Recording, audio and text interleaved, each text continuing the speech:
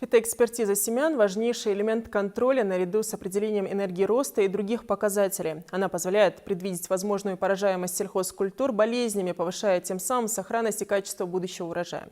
Теперь получить развернутый анализ семенного фонда аграрии региона могут, не покидая республику, что заметно сэкономит временные и материальные ресурсы предприятий. Что такое осень? Это время дождей, листопада, начало учебного года и посева озимых культур. Пока посевная кампания стартовала еще не во всех сельхозпредприятиях, филиал Россельхозцентра предлагает аграриям услуги по проведению фитопатологических экспертиз семян на предмет болезней. В лабораторных условиях мы выявляем грибковые заболевания и бактериальные, их процент. На основании вот этих лабораторных данных мы даем совет сельхозпроизводителям, каким протравителем более эффективно можно протравить данный семенной материал.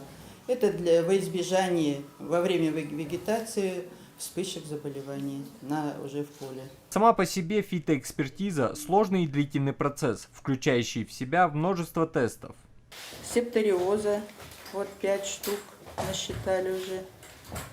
Проводить проверку семян в нашем регионе у аграриев доселе возможности не было. И теперь ингушский филиал в полной мере готов помогать сельхозпредприятиям даже на бесплатной основе.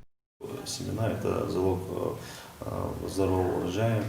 Именно в семенах сохраняются разные виды вредителей, возбудителей болезни, патогенных бактерий, грибков.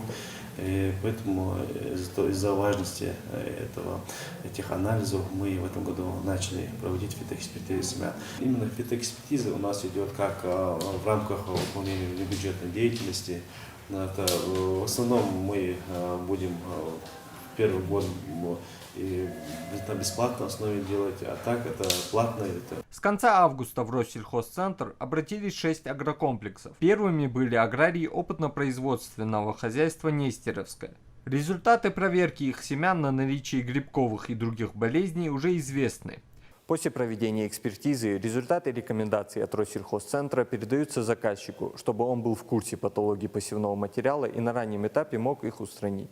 Сотрудники ГУПа отмечают в работе центра щепетильность и доскональность. Мы имеем право сеять только при наличии соответствующих документов, выданных Россельхозцентром на ту или иную партию зерна. Поэтому все эти вопросы, которые у нас возникают, вот мы с ними работаем, доводим до посевных кондиций, они приезжают, отбирают и дают нам результаты анализа и так далее, разрешение на сев.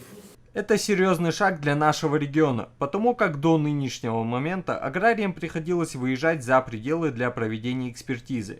Теперь же, когда подобного рода услуги есть у нас, это сократит не только время на подготовку к посеву, но и финансовые затраты. Хаджимурат Плиев, Анзор Чехкиев, Дени Тимурзиев, Вести Ингушетия.